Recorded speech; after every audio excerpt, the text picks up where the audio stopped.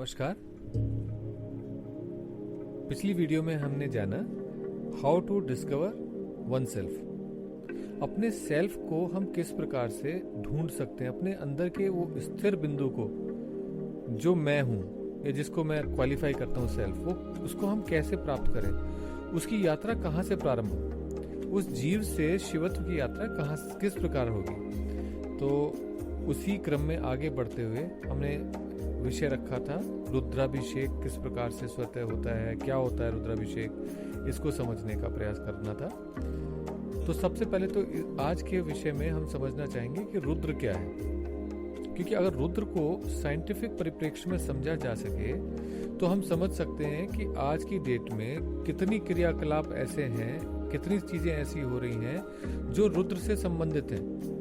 वास्तव में रुद्र वैदिक काल के देव हैं जो अत्यधिक शक्तिशाली हैं और ये विनाश करते हैं, संहार के देवता हैं और इस समस्या को जड़ से ही उखाड़ करके फेंक देते हैं। मतलब ये उस समस्या को उसकी जड़ समेत उखाड़ करके खत्म समाप्त कर देते हैं, कुछ नहीं छोड़ते। और यही रुद्र की विशेषता है कि इतने शक्तिशाली हैं कि ग्रहों के, प्लैनेट्स के, जो हमारी जन्मपत्री में हम देखते हैं, उनके जो बुरे प्रभाव हैं उनको तुरंत समाप्त करना शुरू कर देते हैं, सारी नेगेटिविटी को खत्म कर देते हैं। रुद्र एक अग्नि है जो जला करके खत्म कर देती है और इसको खत्म कर वो हमें शांति प्रदान करते हैं, स्थिरता प्रदान करते हैं। तो जो हमारा डिस्कवर सेल्फ का क्रम है उसमें नेक्स्ट पार्ट आता है, वो है रुद्र का।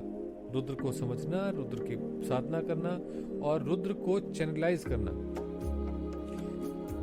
सबसे बड़ी बात क्या है कि जैसे ही रुद्र इसको समाप्त करते हैं तो साथ ही साथ वो ग्रहों के पॉजिटिव इन्फ्लुएंस को भी बढ़ा देते हैं। अब यही कारण है कि रुद्र का रुद्राभिषेक जब हम करते हैं तो रुद्र जो है उसका रुद्र सूक्त का हम पाठ करते हैं।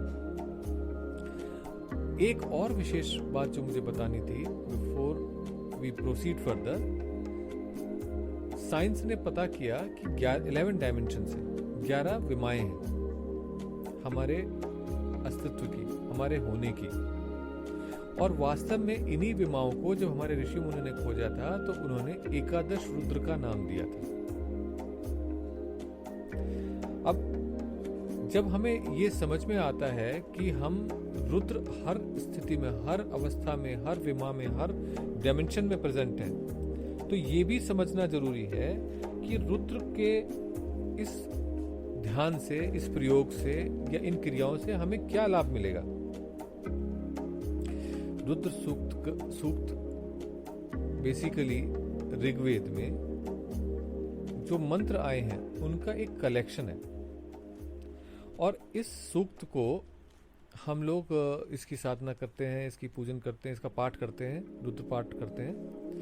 तो इससे, इसके पाठ से उन मंत्रों के ध्वनियों को प्रोड्यूस करते हैं, वैदिक ध्वनियों को प्रोड्यूस करते हैं, जिनके माध्यम से हमारे शरीर में रुद्र तत्व जागृत हो जाए।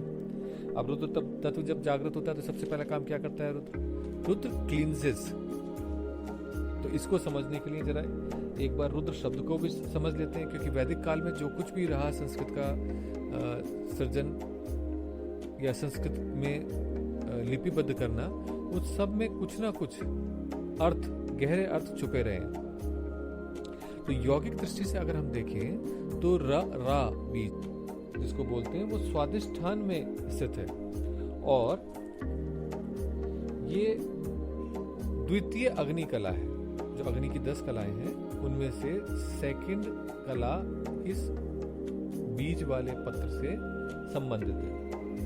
द जो है रुद्र में जो दूसरा वर्ण आता है उसे कहते हैं दा जो है वो मणिपुर में स्थित है, जो कि अग्नि तत्व का चक्र है और उसमें भी नीचे रा आ जाता है, फिर से रेफ आ जाता है। तो बेसिकली अगर आप देखें तो अग्नि चक्र और वापस अग्नि इतना ज्यादा फियर्स है, इतना ज्यादा फियर्स है कि उसके माध्यम से लगी हुई आग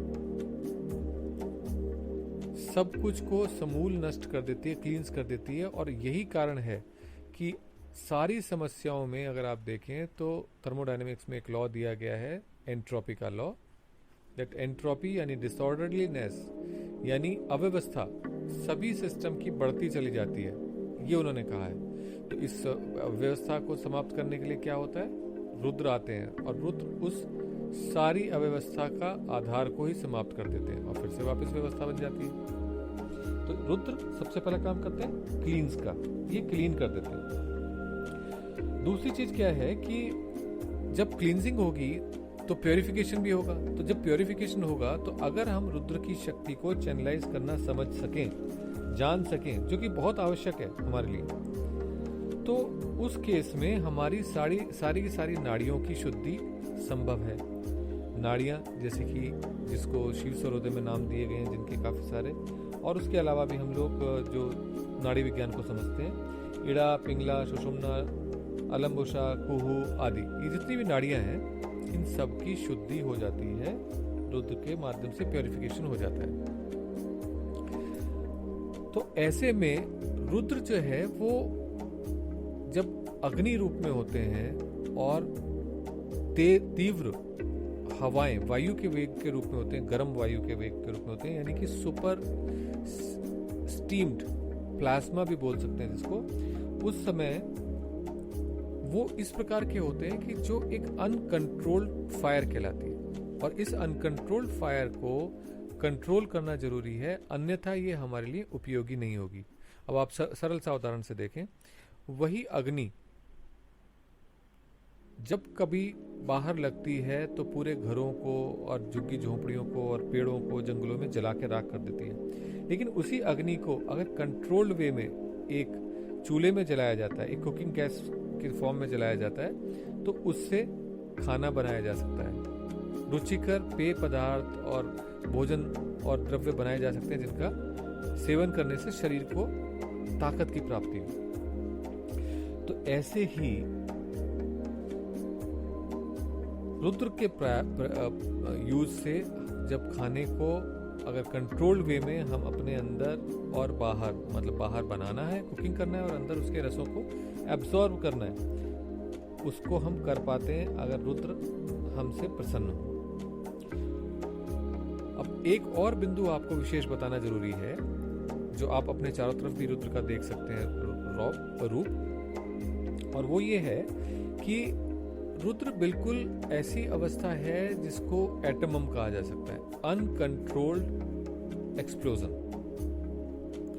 अब एटम के बारे में हम समझते हैं, जानते हैं, हमने पढ़ा भी है और बहुत सारे लोगों ने अनुभव भी किया है। जिस समय उन्होंने वर्ल्ड वॉर के टाइम पर देखा, हिरोशिमा नागासाकी पर जो है एटम गिराया गया था।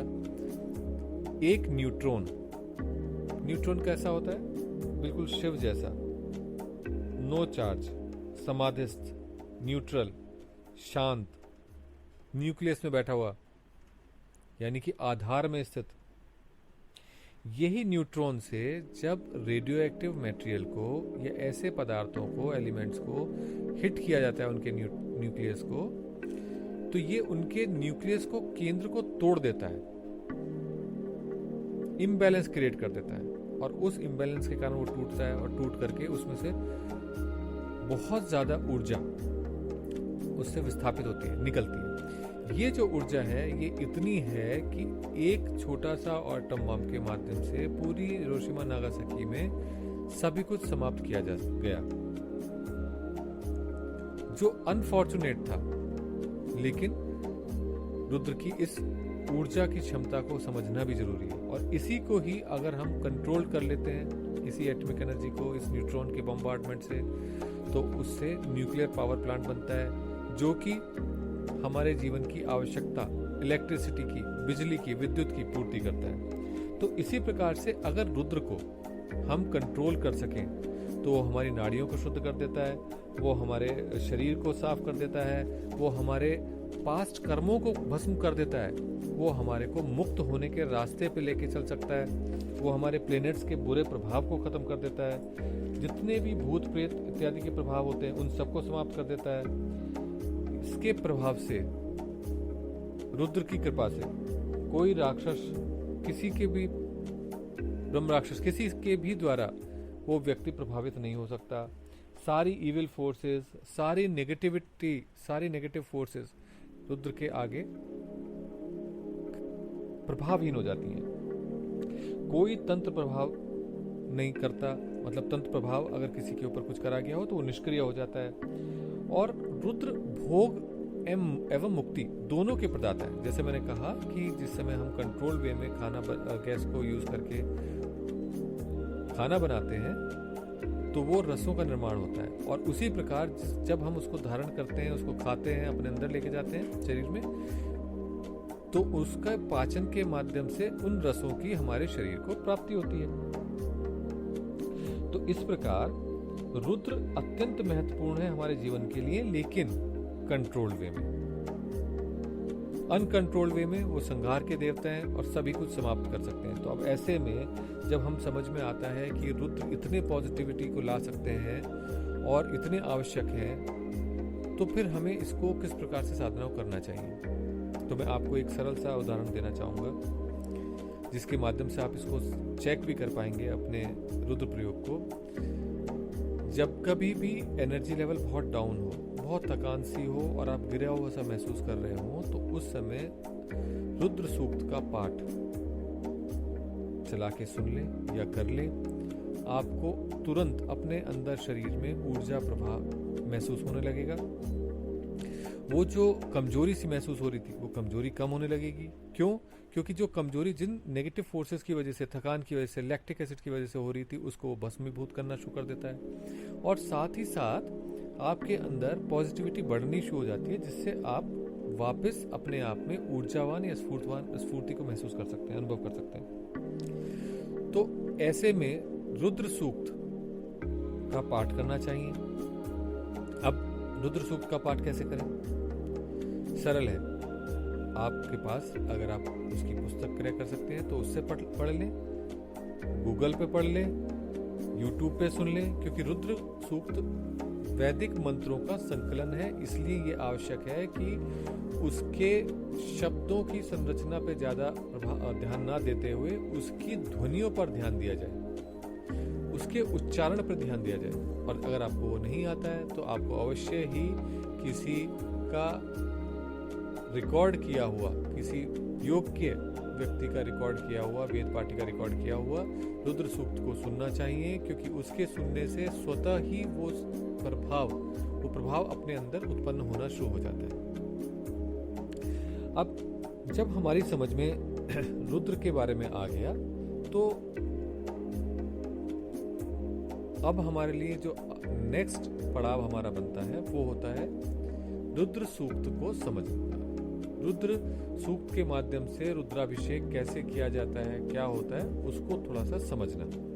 तो अगली बार हम चर्चा करेंगे रुद्राभिषेक के वैज्ञानिक पक्ष की, कि वो किस प्रकार से होता है, संपन्न होता है। और उसके बाद में हम चर्चा करेंगे कि रुद्राभिषेक स्वतः हमारे अंदर कैसे हो रहा है। श्रावण के महीने में तो ये होता ही रहता है, बट श्रावण के बियॉन्ड भी होता है, और पंचाक्षरी की महिमा क्या है। तो एक एक करके इनको हम विषयों को लेंगे। आज के लिए आपने धैर्यपूर्वक इन विचारों को सुना, उसके लिए मेरा साधुवाद। आपके अंदर बैठे उस ईश्वरत्व को मेरा प्रणाम। नमस्कार।